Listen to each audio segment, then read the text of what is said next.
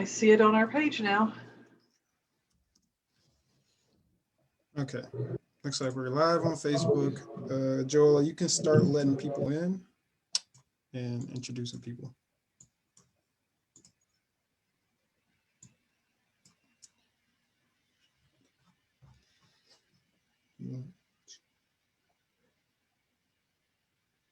Welcome, everybody. We'll get started in just a couple minutes here. If you want to, please keep your microphone muted and your video turned off if you're not one of our panelists, just for best call quality. And go ahead and take a minute to introduce yourself in the chat if you would. Just type your name and your location that you're joining us from in the chat so we can get a feel for who's here with us tonight. And we'll get started in just a moment as we get everybody in the room here.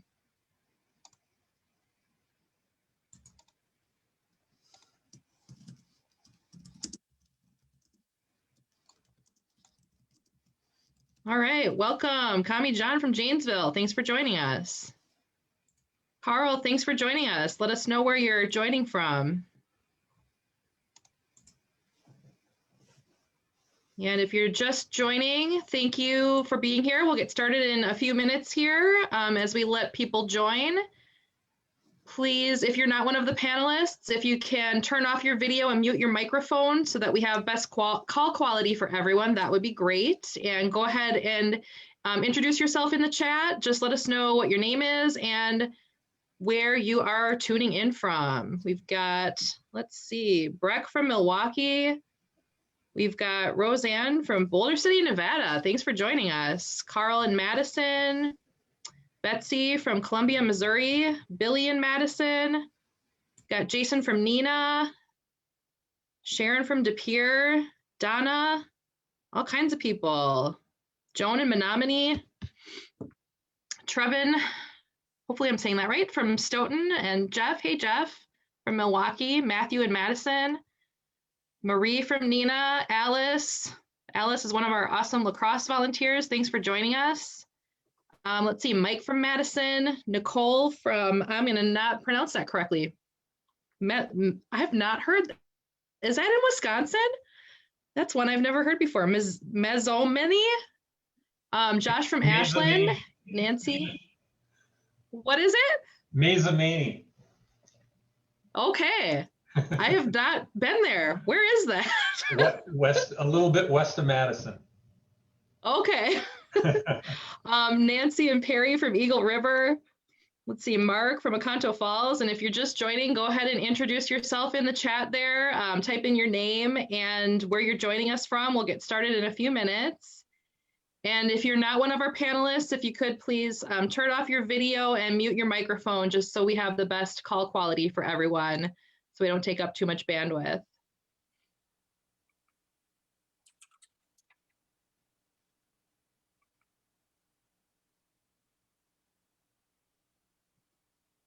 Let's see, all kinds of people. Kate from New Franken. Mary Kay, welcome Mary Kay. We've got Al from Cross Plains. Jerry from Madison. Stefania from Madison, all kinds of folks from Madison. Jules from Kalamazoo, Michigan. Mike and Tanya from Milwaukee, thanks for joining everyone. We'll get started in a few minutes here. And again, if you're not one of the panelists, if you could please turn off your video camera and just make sure your microphone is muted so that we have good call quality for everyone. Got Jason from Milwaukee DSA. Awesome. Thanks for joining us. Let's see, Jabari from Riviera Beach, Florida. Got Bobby from Madison, got Mary from La Crosse. Thanks, everyone. We're looking forward to our guest tonight. And let's see, Brad from Salem is tuning in on Facebook. And I think we are ready to roll in just a moment here. Eric from Shelby, the Shelby contingent. Thanks for tuning in, Eric.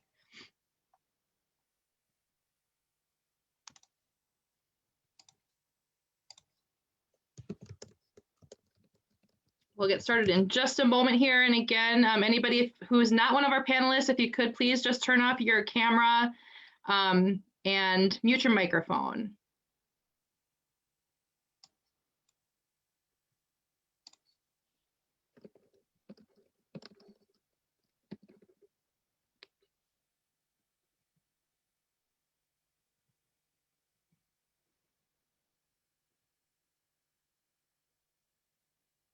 Government to respond, a nonviolent army of the poor. All working together to solve the problem of poverty. We're tired of working full-time jobs for part-time income, and we are tired of not being able to find work. And it didn't cost the nation 1 penny to integrate lunch counters. It didn't cost the nation 1 penny to guarantee the right to vote. Now we are dealing with issues that cannot be solved without the nation spending billions of dollars and undergoing a radical redistribution of economic power. Yes. If our nation can spend $35 billion a year to fight an unjust, evil war in Vietnam, and $20 billion to put a man on the moon, it can spend billions of dollars to put God's children on their own 2 feet right here on earth. This is the reality. Now, when we come to Washington, we are coming to get our check. Very frankly, this is a search for an alternative to riots. The riot is the language of the unheard. And what is it that America has failed to hear? It has failed to hear that the promises of freedom and justice have not been met. All we say to America is be true to what you said on paper. We hold these truths to be self-evident, that all men are created equal, that they are endowed by their Creator with certain inalienable rights, that among these are life, liberty, and the pursuit of happiness. But if a man doesn't have a job or an income, he has neither life nor liberty and the possibility for the pursuit of happiness. He merely exists. We are demanding an emergency program to provide employment for everyone in need of a job. Or, if a work program is impractical, a guaranteed annual income at levels that sustain life in decent circumstances. This is a new beginning on the economic front. The Poor People's Campaign was about economics. What happened to that whole movement? It's almost as if it wasn't, it disappeared. Wait a minute. It didn't disappear. You might forget Martin Luther King was assassinated in April. The Poor People's Campaign was supposed to go to Washington in April. So the organization that mobilized it was essentially decapitated and thrown into chaos about 3 weeks before it was supposed to happen. The realistic fact is that we still have a long, long way to go. Now, I'm not one to lose hope. I keep on hoping. I still have faith in the future. Now we're going to march again, and we've got to march again. People will come to see that not only is something wrong in general, but something is wrong in particular in their own economic situations.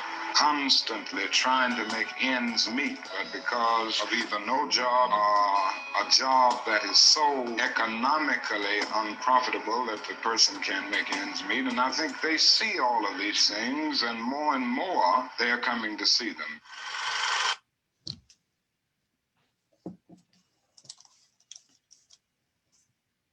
All right, thanks again, everyone, for joining us tonight. We'll wait here while Andre, our host tonight, gets his audio switched over, and we'll take over.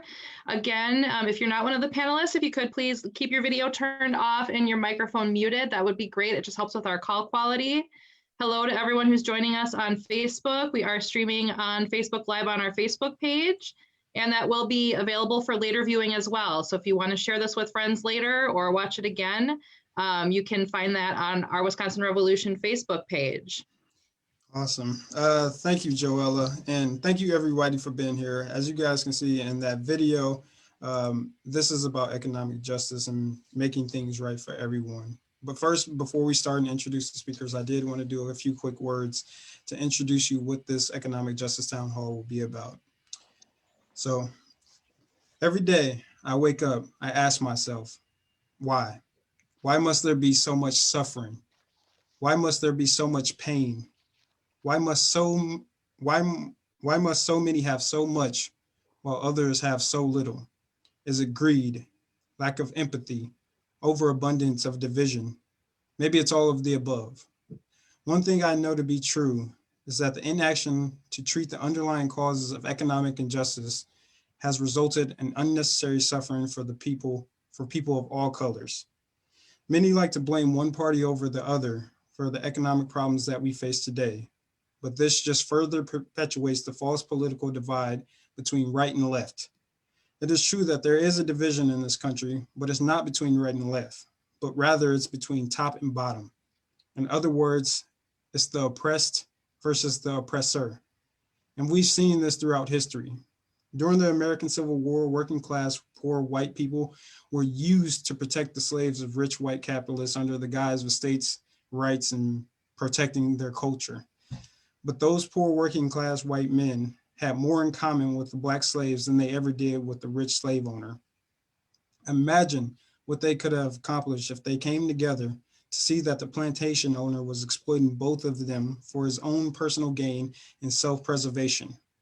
While slavery has been abolished, the slave era tactic of divide and conquer continues to thrive today. It has just evolved into a new monster. And for the last 40 years, we've continued to fight amongst ourselves while both political parties have shipped away our jobs in order to benefit their wealthy donors and multinational corporations. We've watched as thousands of our brothers and sisters die each year so that the insurance industry can continue to profit off our suffering. We've watched as family farms and Black-owned businesses have been completely destroyed and are on the brink of extinction as corporations grow bigger. We are facing the complete destruction of the working class simply so massive corporations like Amazon can swallow up what's left of the mom and pop shops. We are going down a dark path that only leads to the rise of extreme fringe political figures.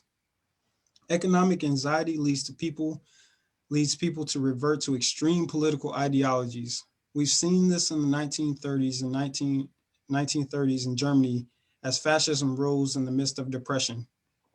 And we're seeing it again today as working people attach themselves to extreme right-wing ideologies as their economic needs continue to be ignored by those who claim to represent them. In other cases, people have given up on politics completely because no matter what they do, no matter who they vote for, their chances of climbing the economic ladder doesn't increase from one administration to another. The political elite has sold the working people out and prioritized the needs of corporations over the people. Dr. Martin Luther King Jr. once said, "We have socialism for the rich and rugged individualism for the poor." This reigns true today as we continue to see massive tax cuts and subsidies for large corporations. Here in Wisconsin, we've seen corporate socialism firsthand as the state government pandered to a large multinational corporation and showered them with tax breaks and subsidies in hopes for the false promise of thousands of jobs. On the other hand, it's looked down upon to be on food stamps and Badger Care. It's good politics when it's a corporation. It's welfare when it's for the poor. This is a far separation from the state Wisconsin once was. Wisconsin was once the most progressive state in the Union. Wisconsin was the first state to institute the nation's first workers' compensation program, pass laws to regulate factory safety, encourage the formation of cooperatives, establish a state income tax and limited work hours for women and children. Progressive officials also founded Wisconsin State Parks System and investigated conditions on Wisconsin's Indian reservations. Yes, it's true that this country and Wisconsin has lost its way, but we know when the working class stands together and fights for what's right, there's nothing that can't be accomplished. We have to rise up and renew the progressive working vision that this state once had.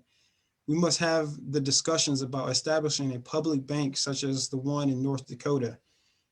We must also start thinking about instituting a UBI system as automation continues to throw people out of the workforce. We must strengthen our unions to balance the power between worker and employer. We must institute a living wage so that no person working a full-time job can't afford to live. But we can't accomplish anything if we continue to undermine our own movement by excluding those we don't fully agree with. Instead, we must highlight our similarities and find common ground. Because at the end of the day, it is not the conservative rural farmer or the liberal Black man or the Hispanic immigrant worker that's keeping you and your family from having health care. It's those in power who consistently collude with the health insurance industry. So let's band together as a working class movement to balance the economic scales so that we have a system that works for everyone and not just those with money and power. So thank you everybody for joining us. I'm really excited for everybody who is participating in this town hall. And before I introduce you with our first speaker, I want to include everybody on the call. So we have a poll question for everybody. So Mike or Tanya, if you can pull the first poll question up and give it to everybody, we'll start with that.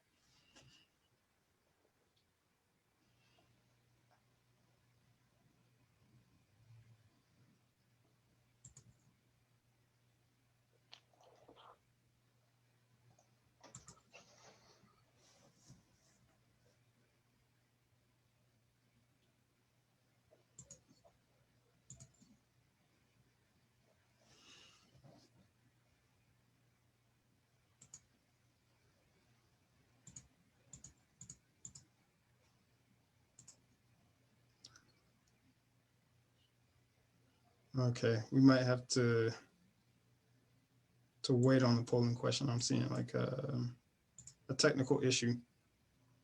Oh, the poll's going. Oh, it is? Okay, cool. Oh yeah, a lot of responses. Oh, okay, cool. So let me read the polling question. I still have it on my side. So the first polling question says, since 2010, what percentage of family farms have shut down in Wisconsin?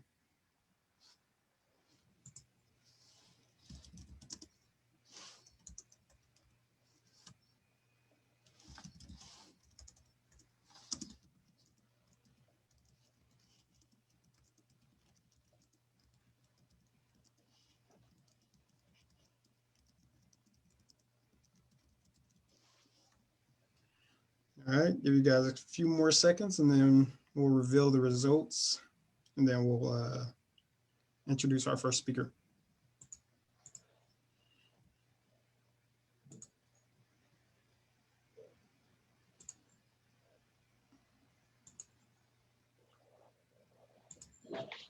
All right. So you can go ahead and end the poll, Mike, and then let's see the results. You can share the results. For some reason, I don't think I can see them, but whatever.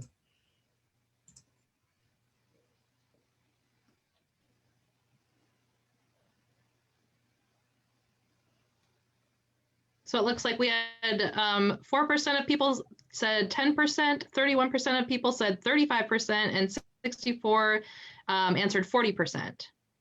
Okay. So those who answered 40% are right. So yeah, it's pretty devastating what has been happening to family farms in Wisconsin. And that's exactly why I want to bring in our first speaker, Mike Mccabe. Mike Mccabe ran for governor in 2018, and he's currently the executive director of Our Wisconsin Revolution. And I'm really excited to have him on and get his perspective on the rural plight of the working class. So, hey, Mike, how you doing? I'm good, thanks, Andre. Good to be with you. And Awesome. Thanks everybody for jumping on the call. Awesome, awesome. So, Mike, I really want to get your perspective on what's been going on. So in 2019, there was a report that showed that Wisconsin was leading the nation in family farm bankruptcies. Can you tell us of how this is possible and what causes led to this dire situation that we see for rural Wisconsin?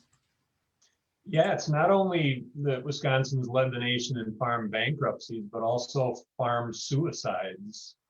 And that hit home hit close to home for our family because a neighbor was being foreclosed by a bank and hung himself in a shed, committed suicide.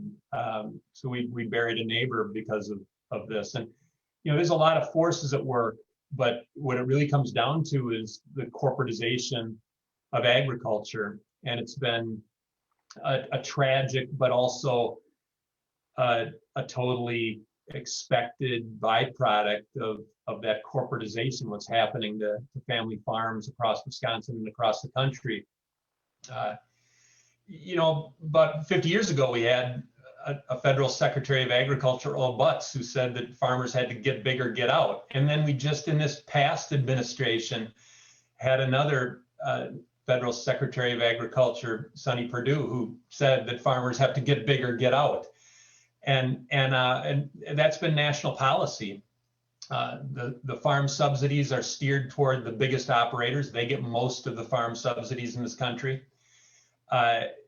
You also see a situation where we used to have very effective supply management programs in America, and those were done away with decades ago. And so the markets are flooded with products from these gigantic producers. And when you flood the market, what happens? Prices go down, and they go down to a price point where a family farmer just can't survive. They can't produce a product for that, at a cost that makes it profitable for them to sell it on that flooded market. And if we had the farm supply management policies that we had in America for the better part of a century, this wouldn't be happening. This is the byproduct, a very expected and normal byproduct of these national policies. And one other thing I would mention too is that it's been decades since America seriously enforced antitrust laws in this country. That has not only had an impact, on when it comes to Amazon or Google or any of those mammoth corporations, but it also has a devastating impact in the agricultural sector and has an awful lot to do with what's happening to family farmers around this country. Yeah, that's devastating. And I think one of the issues that I think we face here in Wisconsin and pretty much all around the country is that there's this political divide where we kind of scoff at the other side and say we're voting against our own interests. And I believe that's a pretty dangerous way to look at things, because I think it creates this narrative that one side knows better than the other, or maybe they know what's best for them. Can you talk about why, for example, the Democratic Party has lost rural America and maybe what they could do to gain it back based on your previous answer? It's not only dangerous to simply dismiss people as voting against their own interests, but it's offensive. Rural people understand their interests very well. And the bottom line is that I think for a lot of rural people, they used to vote for Democrats in many parts of the country. My own family, my own parents voted Democratic for years, but they were born, they grew up in the Depression, and they actually grew up at a time when America was going through rural electrification. That was a government policy that revolutionized the rural economy and revolutionized rural life. Electricity was taken to every barn and every farmhouse, down every back road throughout rural America. That was a huge initiative that made a profound impact on the lives of people in rural communities and out on the farm. And when you think about today, what would be the modern day equivalent of bringing electricity to every doorstep? It would be bringing high-speed internet to every doorstep, and that's not happening. You go out to rural Wisconsin or rural parts of rural America, you can't get a decent internet connection, and you can't get a mobile phone signal. That's what would connect people to the modern day economy. And it's not being brought to rural America. Well, rural people aren't stupid. They see that and they think, well, there's not a serious interest on the part of government to meet the needs of rural communities. And so, maybe the best we can hope for is to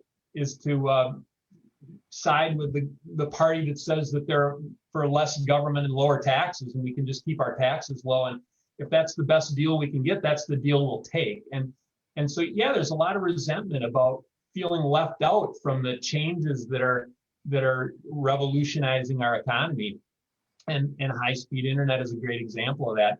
Then you think about roads. I mean, I grew up on a farm that was on a gravel road. That I'm 60 years old now, and that road is still gravel. Paved roads haven't been brought to areas our state like that, even to this day. And people are actually in some rural communities digging up paved roads where they have been paved and putting down gravel because they can't afford to fill the potholes. And that causes immense frustration. And then if people go to the city and they see these clover leaves and they see these these huge road projects and they see these traffic circles and they see all this stuff in urban areas and they think, well, that's where my gas taxes are going, but they're not coming back to our rural communities to help us keep decent paved roads. And that's the kind of thing that makes them feel as though government has forgotten them, has forsaken them. And that's driving them into the waiting arms of a party that markets itself as the party of less government and lower taxes. So that, this is not a matter of people voting against their interests. It's people looking at their interests and saying government's failing us. And as a result, they're lashing out. And people may not like the logic that they're employing, but it's a rational choice that they're making, and it needs to be addressed. Yeah, one of the things that really stood out to me of what you just said and how I would extrapolate it is that so much in a lot during our political discourse nowadays is there's political tags tagged to people like, oh, socialism, liberalism, communism, conservatism. But based off historical context and based off what we've seen today, people don't really actually know what those political labels actually mean. I think what people really care about is what works for them and, if it works for them and if it doesn't. And right now, I think what you said is that people are seeing that government isn't working for them. So why not make it, get out of their life as much as possible? Is that the perspective that you get when you're kind of speaking with people from your hometown or home neighborhood, that they don't really understand the ins and outs of labels, but they do understand when things are working for them? Oh, without question. And you look at people, whether they're in this inner city or out on the farm. One of the fundamental needs that you have is the ability to go to the doctor when you're sick. If you need medical care, you need to be able to go to the doctor. Well, for the first third of my life, my family didn't have health insurance. My entire childhood, we didn't have health insurance. We also didn't have dental insurance. I made my first visit to a dentist at the age of 22. And that was not unusual. That was sort of the way it was in the part of the state where I grew up. And I had a pitchfork run through my hand, and I wasn't taken to the doctor. My mom just wrapped it in a poultice of Epsom salts to try to ward off infection. And I also had an encounter with a barbed wire fence that ripped open the inside of my leg, and also wasn't taken to the doctor, wasn't stitched up. It was another poultice of Epsom salts that was wrapped around my leg instead of going to the doctor. That was the reality of farm life. Well, people would love to be able to have health insurance, whether you're in the city or out on the farm. When government doesn't act to make health insurance available to everybody, there is this feeling that grows that government is not looking out for us, and it's not going to act in our interest. Therefore, maybe the best we can do is just keep our taxes down and just say the heck with it. Government can just stay as small as possible, and that's the best we can hope for. Well, that does drive people into the waiting arms of the party that markets itself so aggressively as the party of less government and lower taxes. And that I think we all have to take to heart. If government works for people in rural communities, what I saw were people who understood that they had electricity because of Roosevelt and the New Dealers and the Rural Electrification Administration that was created to bring electricity to every part of the country. That made a difference to them in their lives, and as a result, they saw value in it and felt that so that's the kind of thing that made my parents Democratic voters for life. It was because of what Franklin Roosevelt brought to them when they were very young.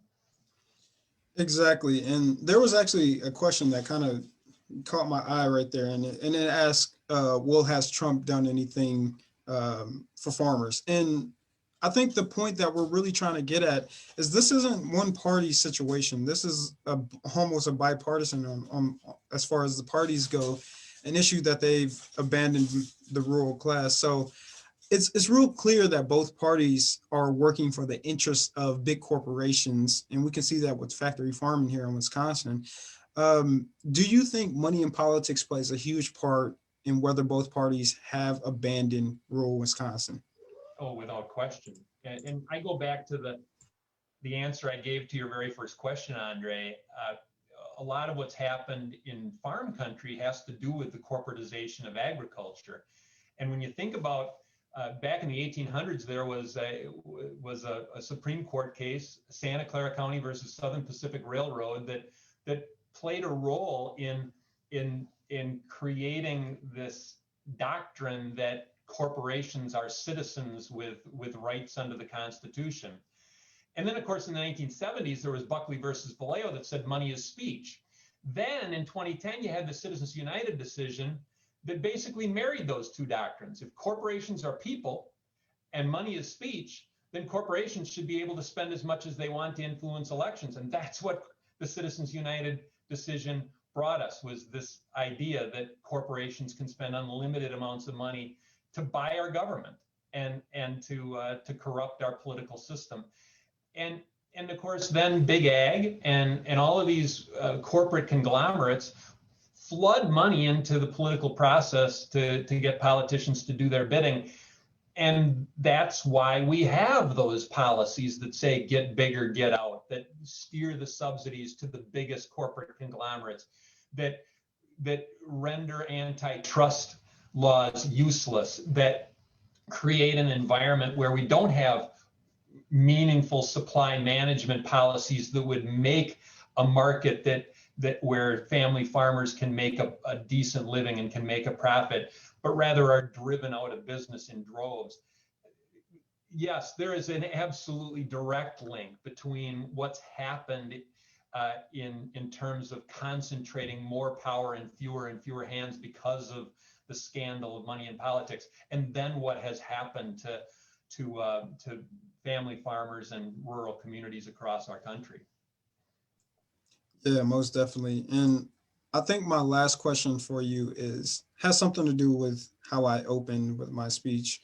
I think people have this sense that rural and urban, there's a serious divide, and that there's things extremely different. I mean, culturally, there may be, but I think there's so much more in common. And you kind of talked about this during your campaign. Can you talk about how a working class solidarity movement could possibly benefit rural and urban communities alike? Well, people need living wages and health care and economic opportunity, whether they live out in the country or in the inner city or in the suburbs. I mean, the interests of working people really are an area where there is a lot of common ground. And yes, there's a political divide in our country. And shrewd politicians have divided and conquered us by exploiting maybe some cultural differences and have created a vast political divide. But where common ground is to be found is in economic justice. And I mentioned antitrust enforcement again, and having policies that are friendly to working people and family farmers. Well, that same kind of philosophy, if applied to the interests of urban laborers, would bring economic justice to them as well. So there is an awful lot of possibility and potential for common ground to be found between rural and urban people in this country if we zero in on human needs and economic justice, instead of dwelling on the political divides that have us at each other's throats. And everybody wants good schools too, and there again, that's something where if you're in an inner city neighborhood, you don't have decent school funding. Well, out on the farm, we've got a school funding formula that's based on property value. What family farmers have is land. So they've got a substantial amount of property, but they're income poor. So they don't have very much money to pay for things like property taxes, but they've got a lot of land.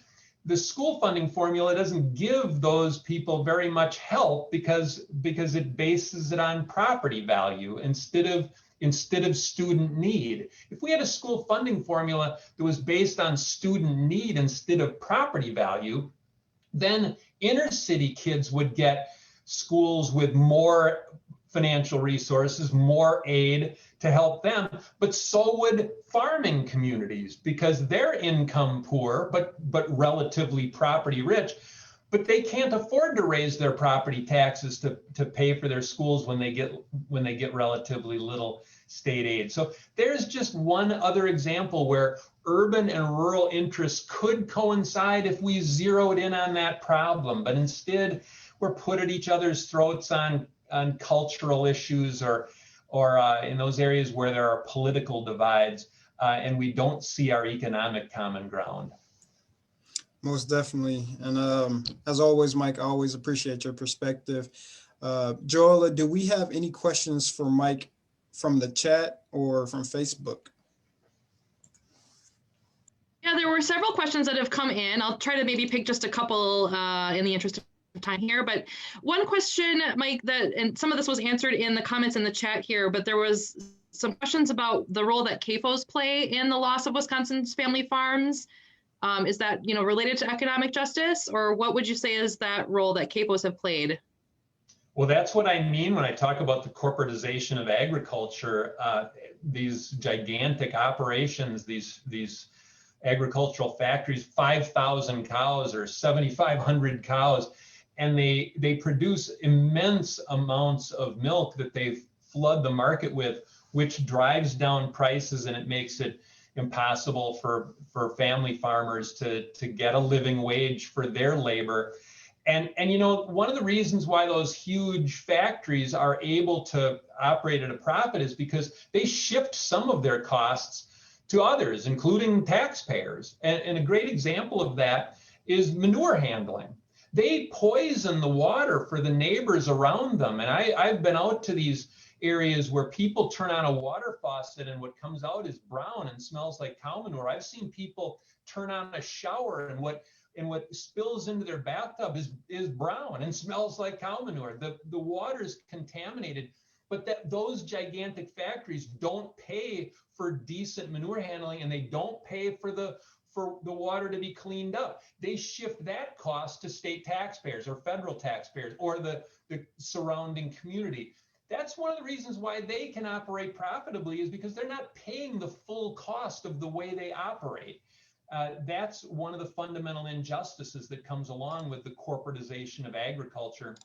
And so we've got these operations that are not good for the land, they're not good for the animals, they're not good for the people who live around them.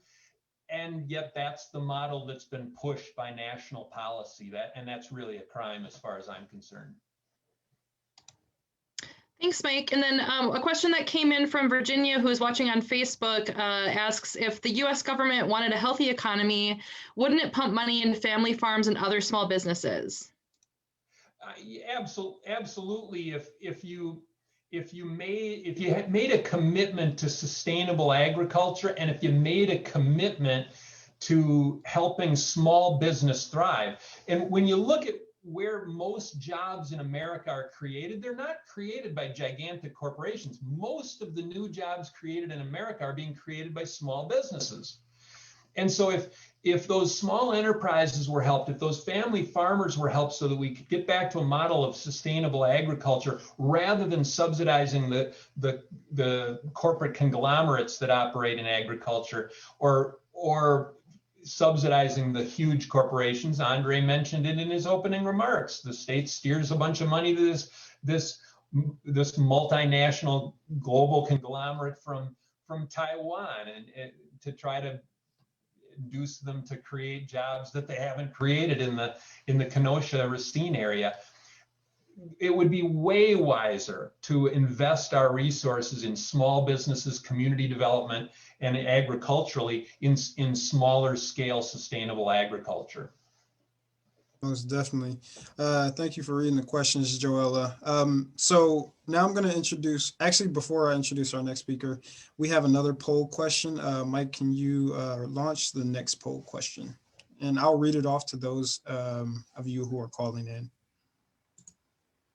So our next poll question. Okay.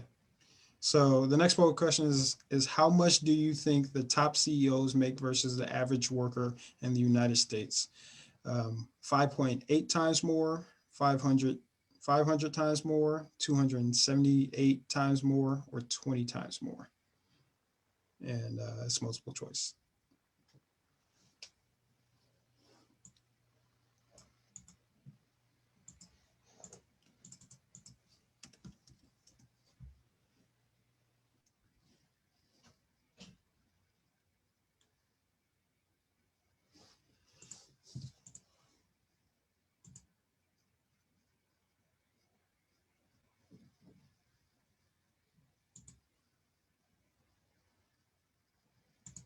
All right, we'll give it 15 more seconds and then we can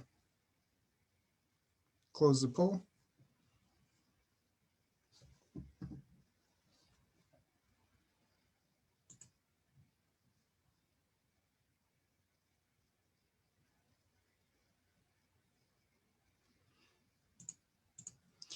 All right, Mike, let me know when you close the poll.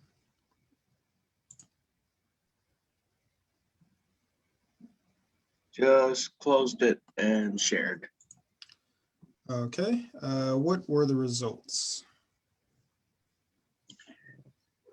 We have 71% voting for 500 times more, 24% for 278 times more, and 2% each for 20 and 5.8. Okay, so if you voted for 278 times more, then you are correct. But I'll go ahead and introduce you to our next speaker. And the reason why I introduced that question is because we're in the middle of a pandemic and we've seen basically billionaires increase their profits while millions are losing their health care and people are suffering. And in Wisconsin, we're really struggling with unemployment. And our next speaker, Noelle Ray Ortega, is a Milwaukee activist. She's a real fighter for social and economic justice. And she's been directly impacted by this pandemic. So Noelle, can you tell us about your experience with the unemployment system in Wisconsin? It's been a nightmare. I'm a hairdresser. I've been a hairdresser for about 13 years, so kind of like fall into service industry worker. I work for myself. I don't have health insurance, paid sick leave, things like that. I don't have paid time off. So when the pandemic hit, I, really relied on getting some unemployment. I've been kind of a complicated story, but basically I was approved for a little bit. Something happened and then I got, knocked off my case, and I've been waiting since I believe it was May 1st of 2020 to just talk to the adjudicator, the person who kind of goes over your case. I was then subsequently denied in October. So from May to October, and now since October, I filed for an appeal and I am still waiting, and I have no hope of getting an appeal anytime soon.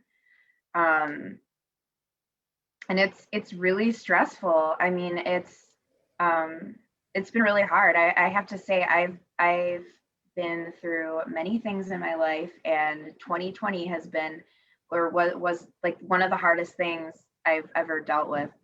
Particularly because when I feel like I needed help, and I know there's so many people around who are in the same situation as me who need help.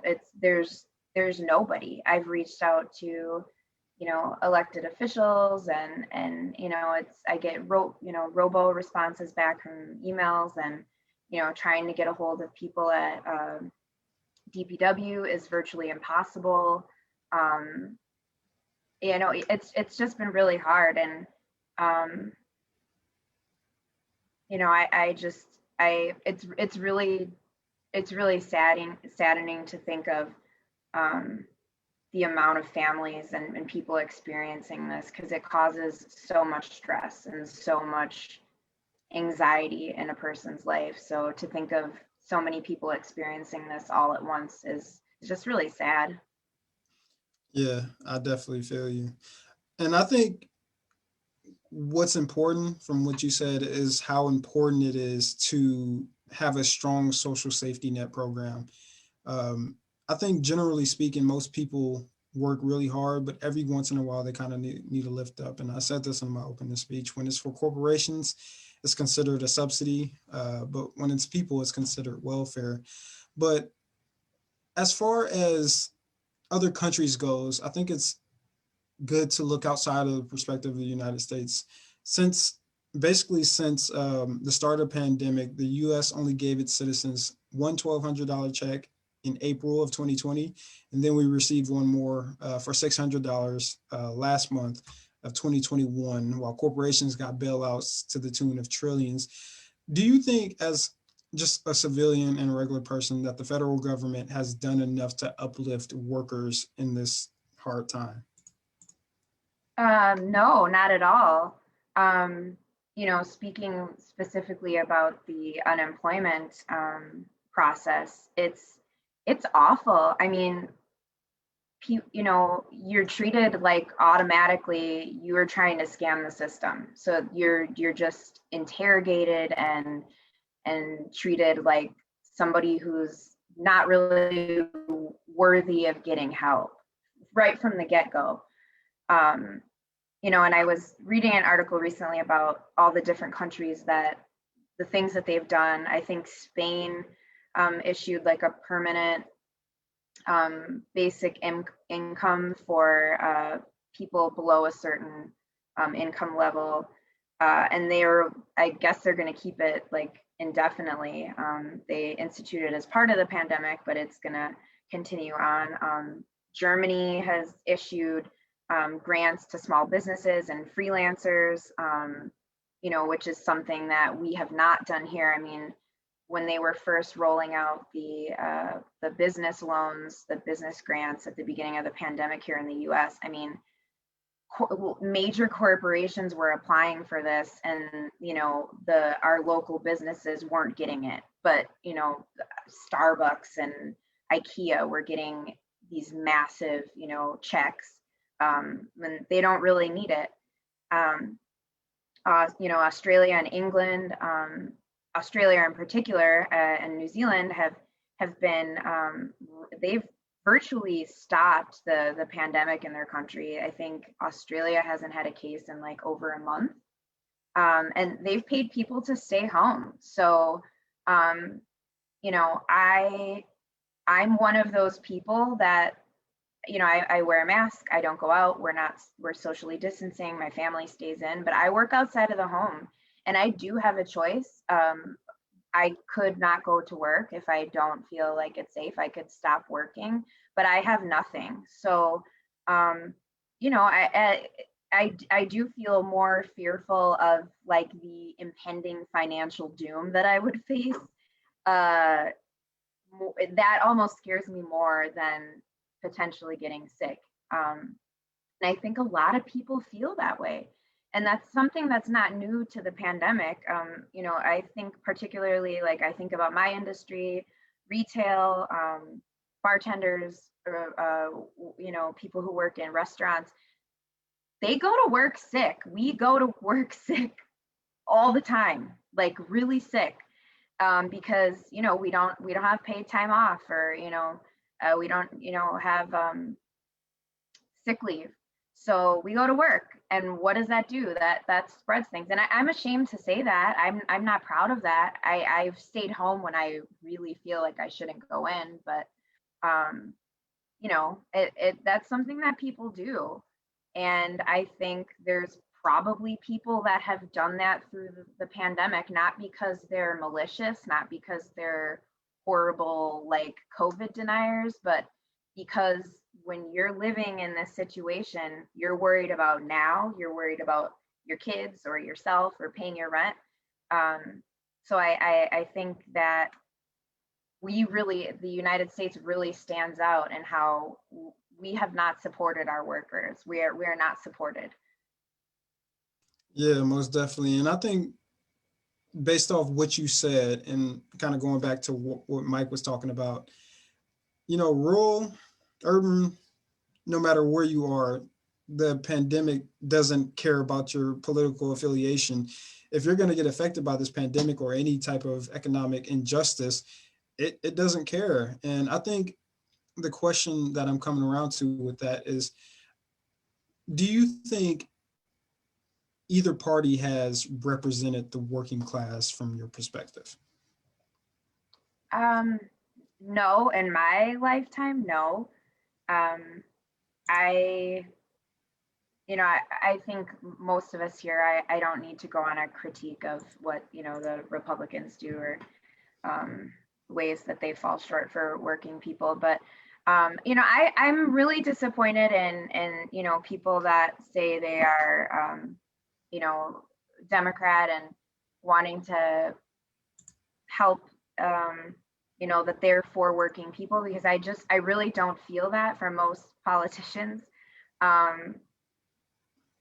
If I look at Biden's cabinet, there's, you can see it. It's all about money. It's all about these, ulterior motives and interests and people climbing to get to, I don't even know, like how high you can go, how rich you can be. And I don't feel really supported by either party. The first time that I felt included in the discussion was in 2016 when I heard of Bernie Sanders. I think that's, how a lot of us came to be here. And, I was really inspired. I felt like, wow, he really he gets it. Like he wants to help me. I think if you would have talked to me even a year and a half ago and, you had reached out, Andre, and said like, hey, I think you should speak and share your perspective at this thing I'm hosting, I'd be like, why? What's the point? I'm nobody. But I do have a right to be here, and I think my voice is important. I think that's something that the left they leave people like me out. There is a lot of classism on the left. I think I feel that a lot. So I just think there's a lot of hypocrisy in saying that you're for the working people, but even when I see on like Facebook or in certain things in the media, the left kind of using like classist stereotypes or like advancing arguments against Republicans by saying like, oh, that person's really dumb, or they have bad grammar, or they can't spell. And I've probably said those things before, but I'm trying to be more conscious of my classism, because that excludes people, and that excludes people that are in rural America or in the inner city, and it's not okay. So I think some people on the left need to kind of rein in their classism and think about who they're fighting for. Yeah, most definitely. And so Joella, do we have any questions for Noel in the chat? I don't see any questions specific for Noel, and I don't see any coming in from Facebook either. All right, sounds good. Thank you, Noel. Really appreciate your perspective, and I look forward to continue to working with you. And did you want to have your Twitter shared or Facebook?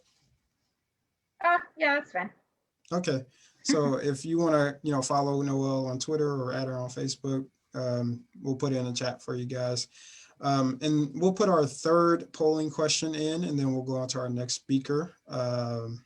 And let me read the next polling question for those who are calling in. And the next polling question is, now I'm losing it. Okay. based on the total number of employed workers, which is 2.8 million in Wisconsin approximately, in Wisconsin, how much of the workers by percentage do you think belong to a union?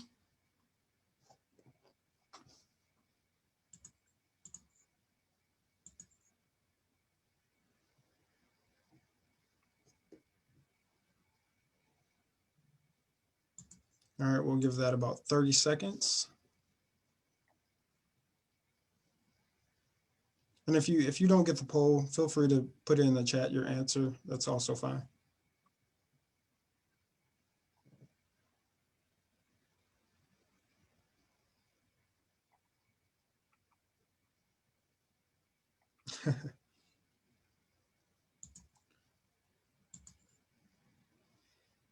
All right, we'll give it 10 more seconds and then we'll reveal the results.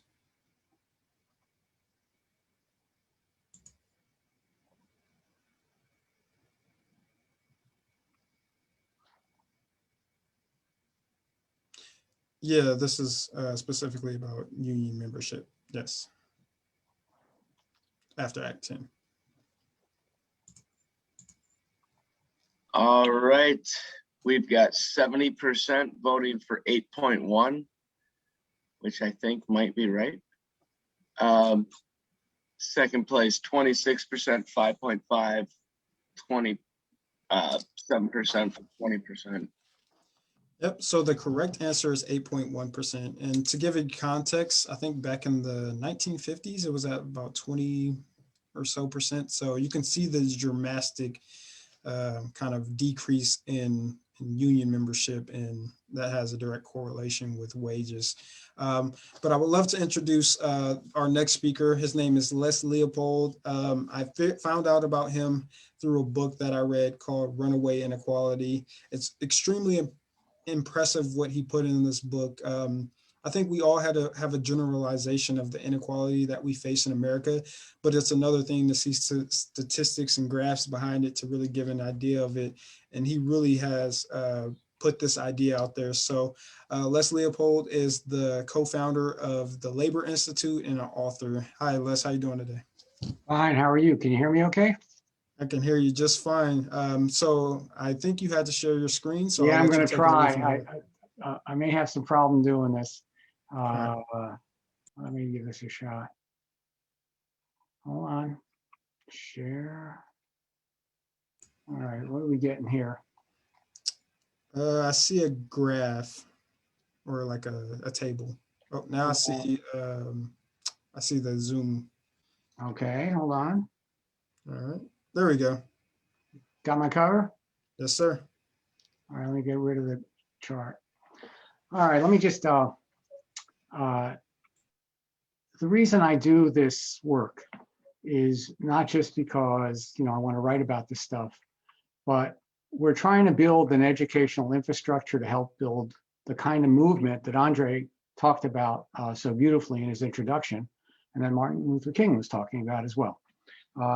So what I want to share with you are a program that right now is going on within the Communication Workers of America, within the Teamsters, based on runaway inequality.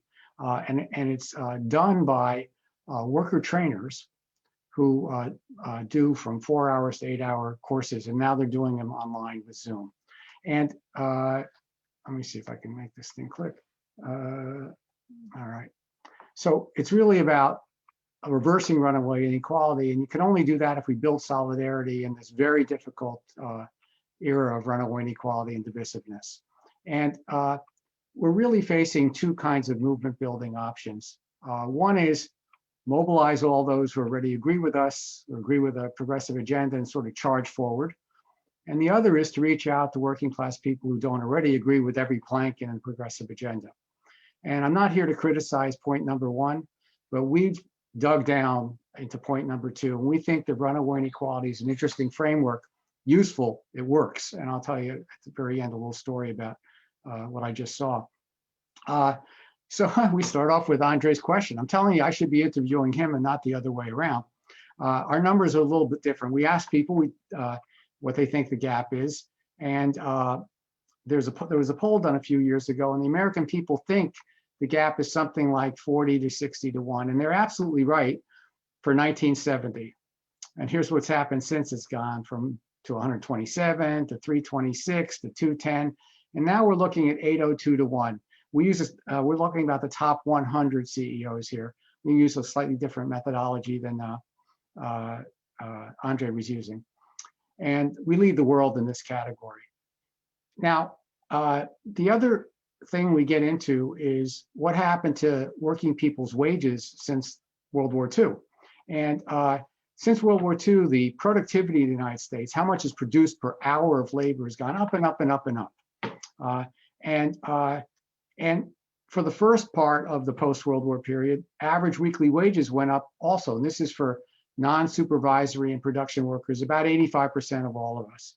When productivity went up, so did real wages. And then something astonishing happened. The average weekly wage actually has gone down since the early mid-1970s. And what our course is about, what these worker trainers do is help people understand what happened to all that money. The gap between the two, if this hadn't happened, everybody's wages in the country would be roughly double what they are today. And the gap between the two lines per year is roughly $3 trillion now. That's a lot of money that used to go to working people that doesn't go to them anymore. So where'd it go? One of the obvious answers is it obviously went to white people, right? So, and overall, that's true. Anglo people have way more wealth than African Americans and Hispanics, roughly 6, 7 times more wealth, 8 times more wealth. But here's an interesting chart. If you look at within every group, the top 10%, for example, of all white people have 74% of all the wealth. The top 10% of all Black people have 70.6% of all wealth. The top 10% of Hispanic people have, or the top 70%, the top 10% have about 70% of all wealth. And what this means is that the bottom 50% of all white, Black, and brown people basically have zero wealth. And is this Martin Luther King all over the place? This is the same argument he was making back then. We're there again, where the wealth is so unevenly distributed that half the population doesn't have any at all. So in general, the program we do has 3 takeaways. The first is runaway inequality will not cure itself. There's no magic pendulum out there that swings back and forth from more economic justice to less economic justice, some magic thing within the economy. It ain't there. Again, as Andre pointed out, it's getting worse. During the pandemic, it got a lot worse. So that's takeaway number 1. If that's true, and I'm sure it's true, here's takeaway number 2. It's going to take a massive popular movement to counter runaway inequality, much bigger than anything we've seen so far. And to get from here to there, this takes us to takeaway number 3, which it's going to require building solidarity with those people that don't already agree with us. How do we do that? So we have a program. I just want to introduce you to it. We have one in the communication workers and another one with the Teamsters, the Brotherhood of Maintenance of Way division of the Teamsters. The Teamsters were worried about the leadership of this division is very progressive on single payer healthcare, but the membership is not. So we designed a program for them that uses runaway inequality to talk about Medicare for all. And every month, we're doing a workshop for another group of activists, just regular rank and file people all across the country from BMWE. The CWA, we have a program that's been going on for 5 years, where there are about 60 worker trainers that run 8-hour classes, and the union pays for 1,000 people a year to get out of work to go through this program. And it's made one hell of a difference. Let me tell you one story and I will stop. We're now doing a new group of trainers who trained just this past Thursday and Friday, and online, and they're learning how to do the training online. Same curriculum. It's all done without lectures, all done in small groups, breakout sessions, and it has a very rich curriculum based on the charts in the book that Andre was talking about. And one of the new trainers was in a little prep room with us, and his name is Carl, and he's from Georgia. And Carl's telling us, he goes, man, and Carl, he says, look, I'm this bearded, big, tattooed guy. I was a Trumper all the way, all the way. And then I started going to these CWA programs, and I got so angry when I saw the way white people and black people and working class people were divided against each other. I just couldn't believe it. And I flipped out and I switched. All the people around me still are Trumpers, and I'm showing them all this material. And he's now becoming a trainer. So this is what some of the classes look like that are going on the CWA. So I'm kind of hopeful that we have something going. So we're calling these people that are going through the program, we're calling them solidarity builders. And we want to build an army of them. You know, back in the, again, I'm telling you, I really should, you just have to listen to Andre, you don't have to listen to me. He was describing the need for black and whites to get together after the Civil War. Well, they did. There was a movement called populism. It was a really good form of populism. There was a war going on in this country from Reconstruction all the way to Jim Crow. Jim Crow didn't happen until 1890s, 1898 as a matter of fact, or 1895, I think in New Orleans is the first Jim Crow law. There was a battle between the old regime and this new populist movement, which had black and white small farmers working in solidarity. They had 6,000 educators back then. So we figure with population growth, in order to build a movement to take on the powers that be, to really take them on, we need about 30,000. If you want to see more about this program, you can go to runawayInequality.org, all one word. You can find the curriculum on there. We have it in Spanish and English. It's free to you. Anyway, that's what we got going, and we hope it works. Wow, that was an amazing presentation. As always, you always have like really good statistics and graphs. And I think you've kind of covered all the questions that I potentially had, but I think what I would like to really emphasize is like creating that working class movement, almost a rainbow coalition, because I think at the end of the day, there's always going to be, you know, political, you know, candidates or political figures that divide us based off race, color, ethnic, religion, all these things, while they run out the back door with all the money and power. And yeah, I just think that, you know, your emphasis on creating a working class coalition is going to be important, because whether you're white, black, or whatever ethnic group you are, it affects you, and inequality is affecting everyone. So I do want to see if there's any questions for Les in the chat. Is there any questions for Les in the chat, Joella? Yeah, we do have a couple. So one of them, Michael asks about the implications on groups like OWR for Les's work. So meaning, you know, what can we do? Are there things that groups like ours can usefully do to help further that work? Or what recommendations would you have for us?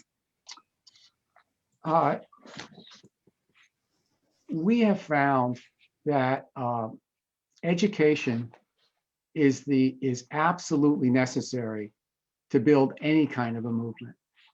And what we've noticed as we've done this program over the last 5 or 6 years now, is that people come into, or everyday people come into these workshops,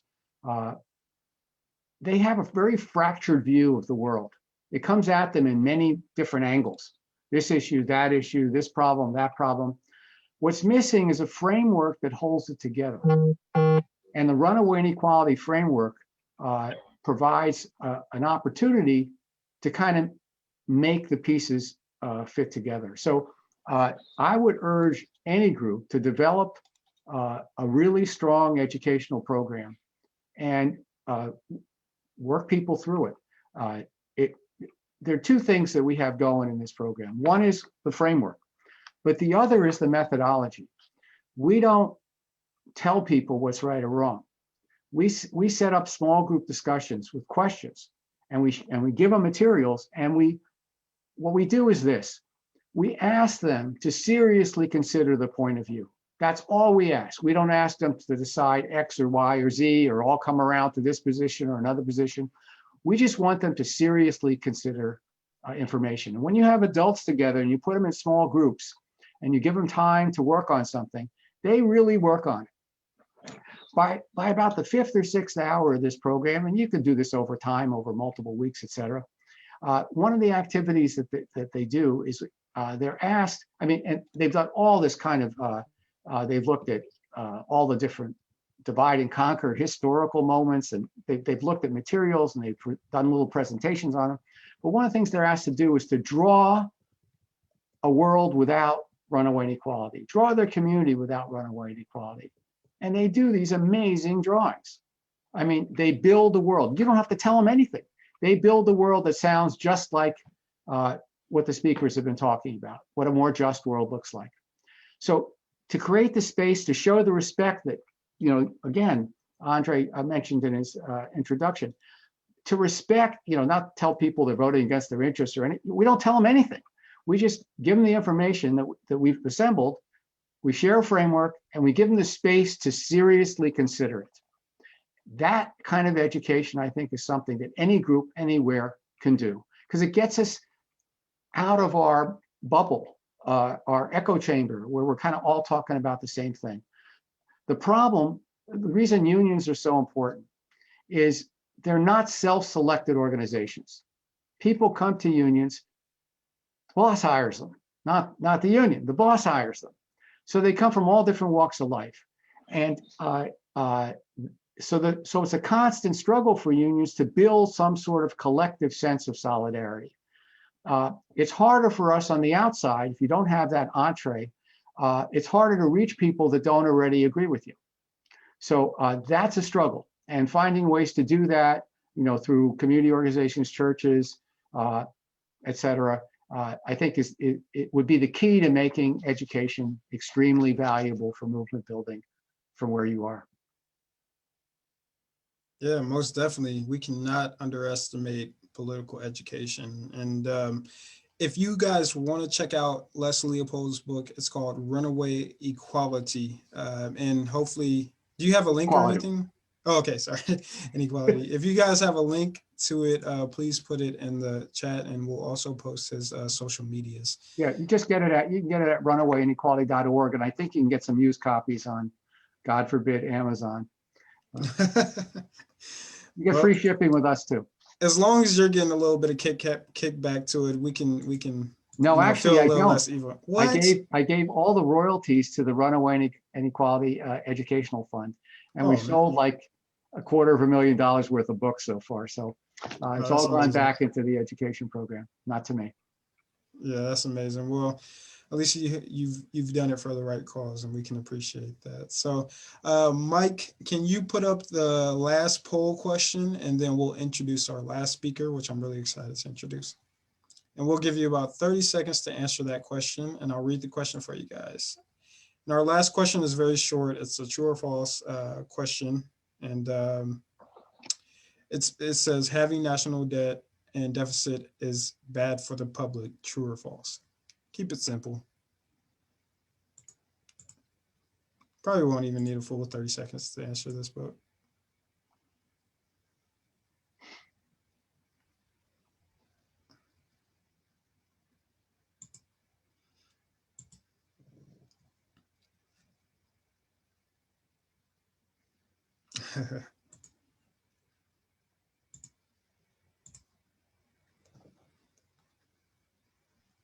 All right, give it about 10 more seconds, and then we'll reveal the answers.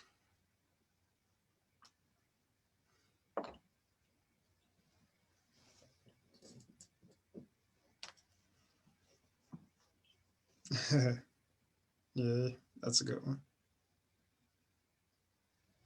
We are at an 86-14 false. Okay, sounds good.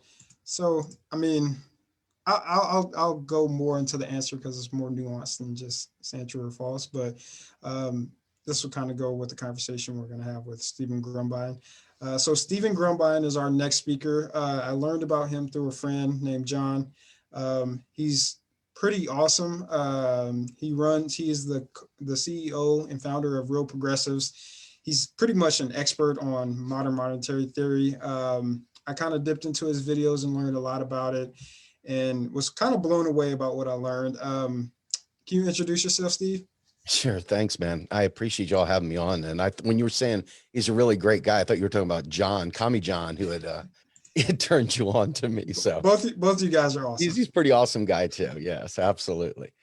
My name's Steve Grumbine, and I am the founder and CEO of Real Progressives and Real Progress in Action. Real Progress is a 501c3. Real Progress in Action allows me to talk politics. That's 501c4. And I'm also the host of the podcast Macro and Cheese. It's a cute title for a heavy duty subject about macroeconomics. I'm also a host of a new podcast that gets launched tomorrow called The New Untouchables. Please check it out. It's all about the global great financial crisis that occurred 2007, 8, 9, and corruption, control fraud, elite control fraud perpetuated on the American people through the mortgage-backed securities. And so this is going to have every high-level official you ever thought you'd, all of them are going to be coming in, talk to you a little bit about all the corruption that occurred. And then last, we're getting ready to launch another one called the S Word, which is all about struggle and socialism. That should be out sometime in March or April. But other than that, I'm here to tell you all about macroeconomics and MMT and how it might be able to help us with this subject of income inequality and economic justice. So thanks for having me on, man. No problem. I'm glad to have you here and looking forward to watching that Untouchables. But to this point, we've really talked about, kind of the effects of the pandemic, money in politics, social safety nets programs in rural Wisconsin. And what you normally hear from the mainstream media and establishment politicians is that we can't afford these social programs that would actually uplift working class people that most countries actually have. But I think modern monetary theory would disagree that we can't afford these social programs.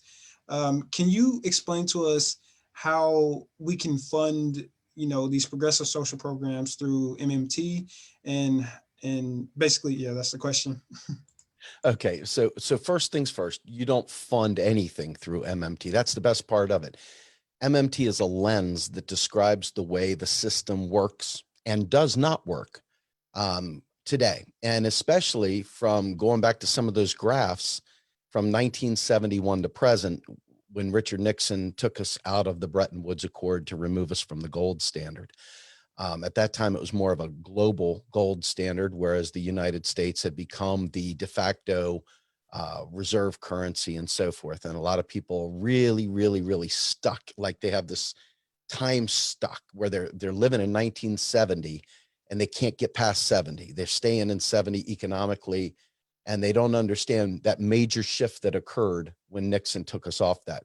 What Richard Nixon did, as bad as Tricky Dick might have been, what he did was he removed the peg to gold. So we had a free floating fiat currency. It's no longer tied to a commodity, meaning that we can produce it at will without any kind of concern for affordability. The United States government is a monopoly issuer of the dollar, just like Australia is a monopoly issuer of the Australian dollar, just like Russia, just like China, just like the UK, just like Canada, just like Japan. Many, many other countries have the exact same thing. So paying for the progressive agenda through MMT, it's really more a question of, do people understand what happened in 1971? Do people understand our financial system? Do people understand federal finance? And to a fault, I would say the average person, and I'm talking about like in that 90 percentile, unfortunately, thinks that the federal government should be run like a household budget. You saw 14% here thought the national debt was a big deal or deficits was a big deal. So that tells you we got a lot of work to do. Just 14%, that's enough to really kind of cause some problems. The reality is that having a deficit is a perfectly natural function of a federal government, of a currency issuing government. It's also important to understand that the national debt is nothing more than the sum total of every untaxed dollar in circulation, period. That's all the national debt is. The United States creates dollars whenever it writes a bill. It doesn't have dollars just sitting in some bank somewhere, standing up big, this big greenback stacked up. Doesn't do that. What happens is that every time Congress writes a bill, they submit instructions to the Federal Reserve. Federal Reserve then keystrokes those dollars into the Treasury's account. Now, all of a sudden, the Treasury went from, let's say, $0 in its account up to however many the bill said to add to its account. That's it. Nothing more than that, keystrokes. So now the Treasury will then spend that money into existence. It didn't exist 1 minute and it exists the next minute. How does that happen? Because that's the way currency works. That's the way a currency issuing government does things. They don't wait around for your hard-earned tax dollars. Your hard-earned tax dollars have nothing to do with spending on anything. In fact, it's interesting, taxes are used to take money out of the economy, whereas federal spending is used to put money into the economy. So it's a circuit. So whenever you hear people saying, I don't want my hard-earned tax dollars going to Israel, I don't want my hard-earned tax dollars going to bombs, or I don't want, good news, they're not. They're being deleted upon receipt. Bad news is that people still think they are. So everybody gets all puckered and really angry about their hard-earned tax dollars going to lazy people over there, or going to something you don't like over there, funding abortions or funding wars and all these other things. Reality, your tax dollar at the federal level, it's deleted. It doesn't exist. It never gets recirculated. A government spent dollar is spent one time. It travels through the economy and then it's deleted when it's taxed out of the economy. So if we could get every, go ahead. So let's talk about that more. So I guess one of the devil's advocates would say, well, what about inflation? Now, I think you kind of just hinted at, how the federal government would deal with that. Can you talk about why inflation is not as, scary as one may seem when it comes to MMT? Absolutely. So inflation is a very poorly understood phenomenon. But one of the things that is not poorly understood is that businesses are greedy. And when businesses see an opportunity, they raise prices. So sometimes you see inflation based on greedy businesses raising prices. But inflation isn't really about one price going up or another price going up. Inflation is about the general rise of all prices. And so you look at that inflation, that level, and we haven't seen any inflation in this country in forever. We're talking about around 2-3% inflation. They'd love to be able to create some inflation. They have not been able to do that. And in fact, you can see deflation in places like Japan. So one of the things that we need to understand is that, in a pandemic, for example, we talk about giving people some survival money, like a UBI during the pandemic. And during the pandemic, you look around, you've got supply chains completely botched. Let's look for those people that like gaming, PlayStation 5s and stuff like that. They don't have enough semiconductor or the conductors to be able to do the building the boards, the circuit boards, and to power those things.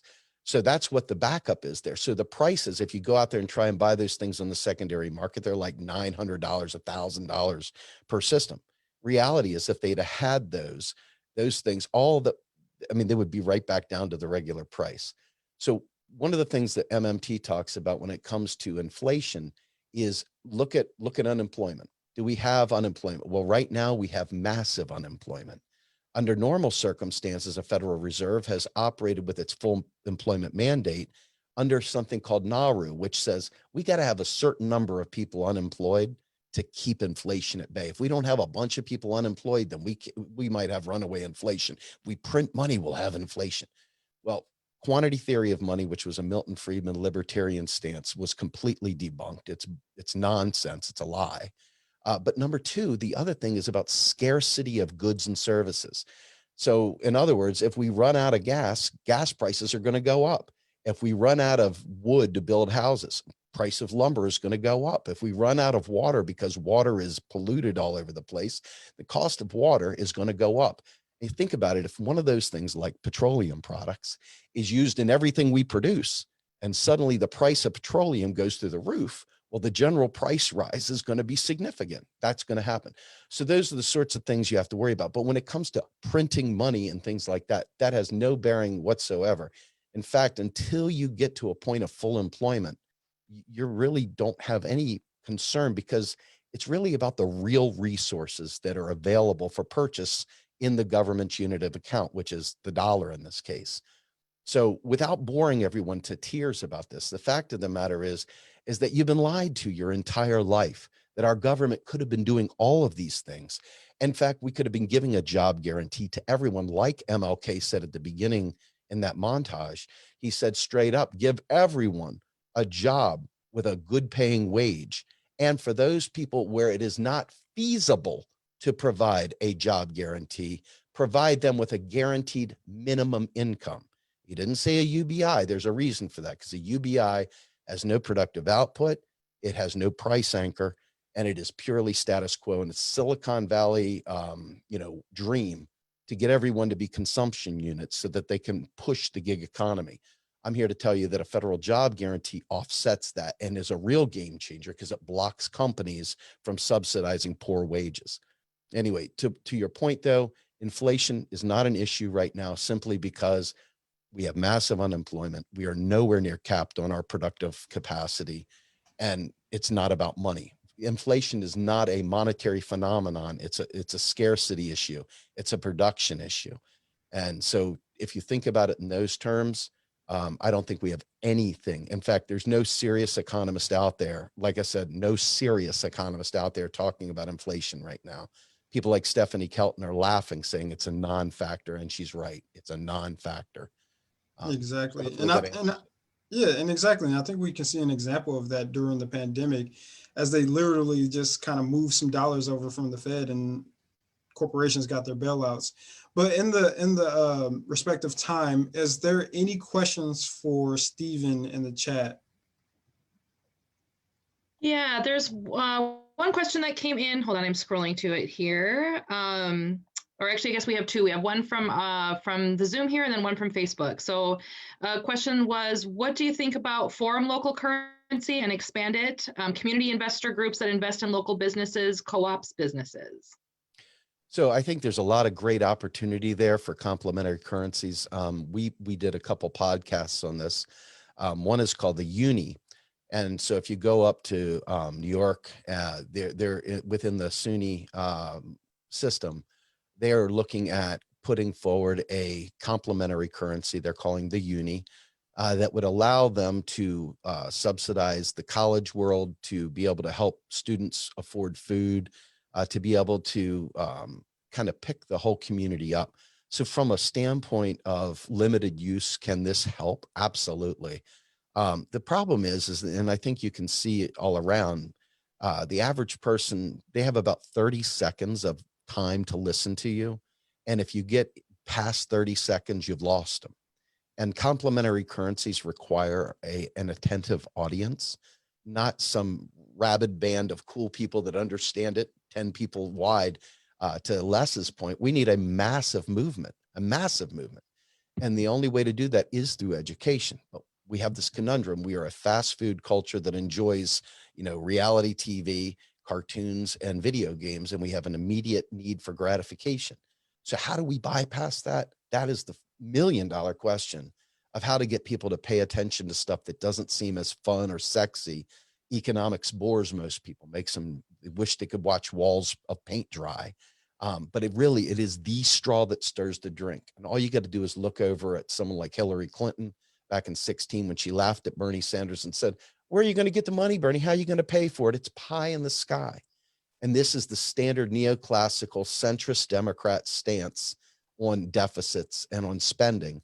And in reality, this is where a bipartisan, nonpartisan coalition of a working class with a real class analysis, with real theory backing that, could really, really make a dent.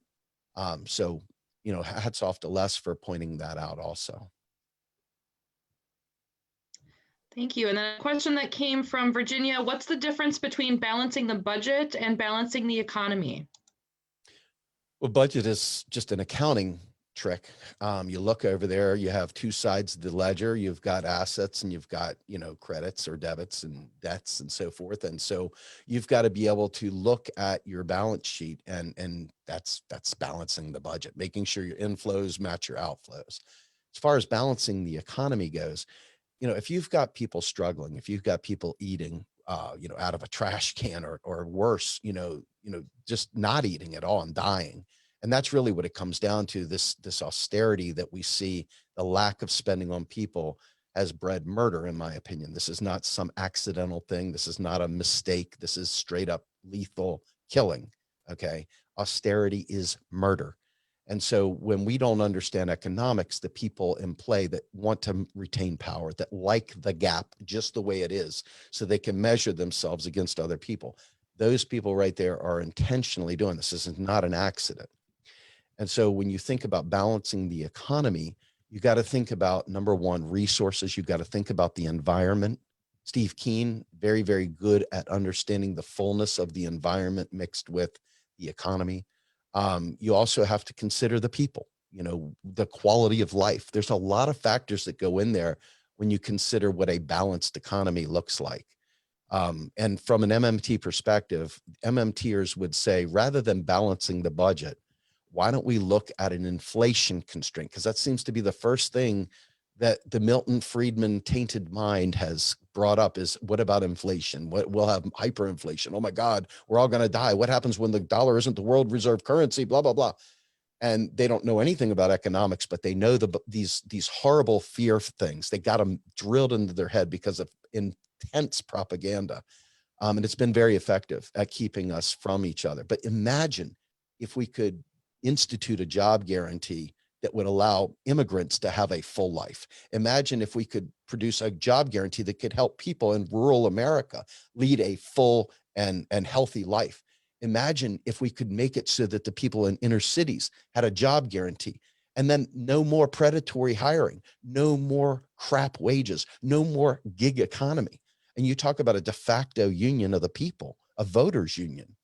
Talk about class warfare, fighting back, winning. That's where it's at right there. So a balanced economy is vital to class struggle. It also, to be fair, we need to really, really take a step back and think about, why are we not voting our way to these things? No matter what you've done, why have you not seen this? I'm 51. Why have I not seen that in 51 years? And the reality is that I don't believe that voting alone is going to get us there. We've got to be willing to have mutual aid. We've got to be willing to build systems counter to the establishment so that we can fight back and make it so that they must hear our demands. And to me, one of the most vital things right now is understanding that most of the concerns we as people have are created by a false scarcity narrative. So they make you feel like everybody's got to go to a soup line. We could have everyone eating fine right now. Really, at the end of the day, one of the most brutal parts of this quote unquote imbalanced economy is the fact that you can see someone laying under a bridge on a park bench with little ridges to keep the poor off the benches.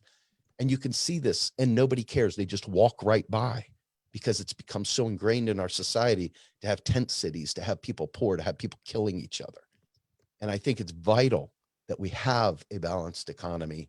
And that is going to come from educating people on modern monetary theory, which describes, not institutes, we don't need to implement it, but it describes the way the system is today. And is the only way you would have gotten Bernie Sanders' platform through. It's the only way you'll see reparations in this country. It's the only way you'll see Medicare for all.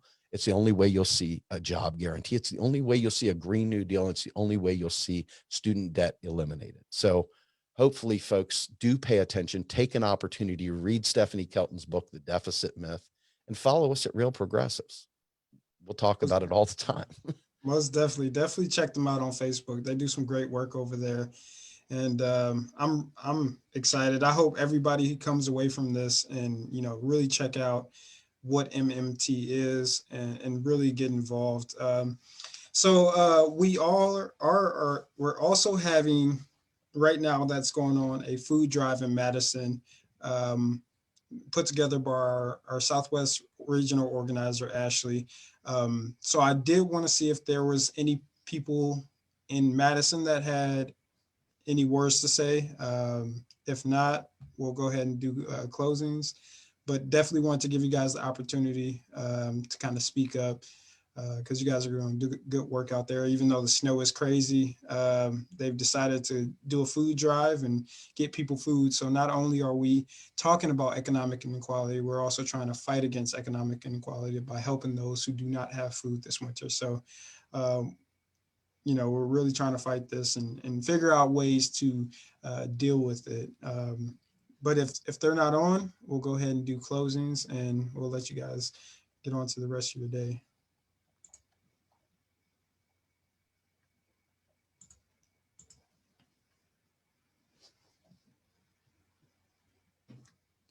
All right.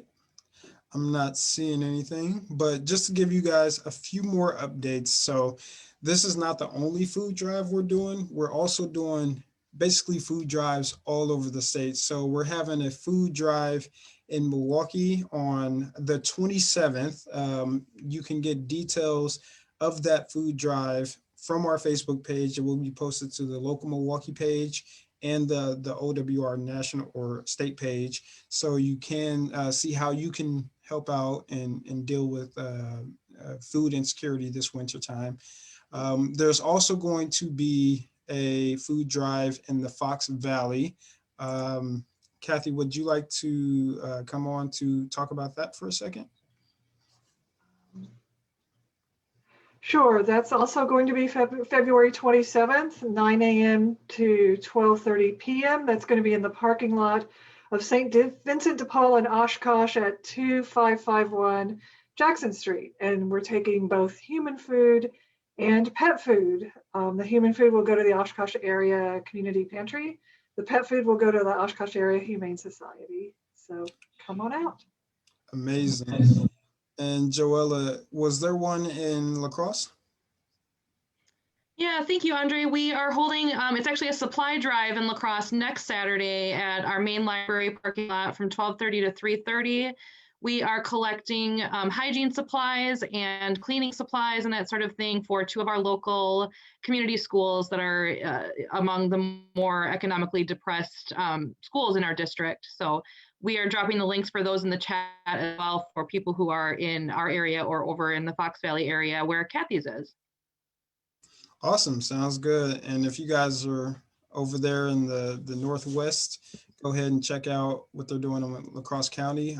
They're starting a really good chapter up there, and basically we're starting chapters all over the state. So if you want to continue this economic battle, please join our Wisconsin Revolution.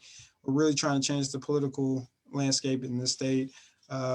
If you would like, and if you can, please try to donate to us. We're a grassroots progressive group, and the way we stay alive is through donations from people like you. So we would really appreciate it. I can drop our website in the chat, and that's where you can sign up for our email updates. You can sign up for to join a chapter, or you can become a member. So please check us out. And at the end of the day, I really appreciate everyone who's joined here to listen about economic inequality and how we can fix it, because this is how we balance the scales in America. So thank you again, everyone, the panelists for coming, and the people for joining tonight on this Saturday night. And you guys have a great rest of your day.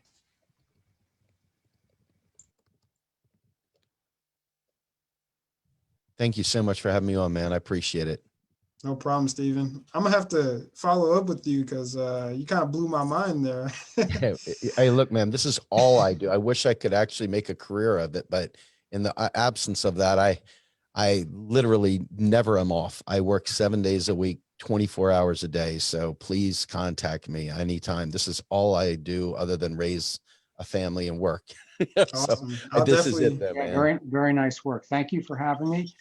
Andre, just so you know, it's possible that the CWA would have some of those worker trainers come out and put on a course for you guys.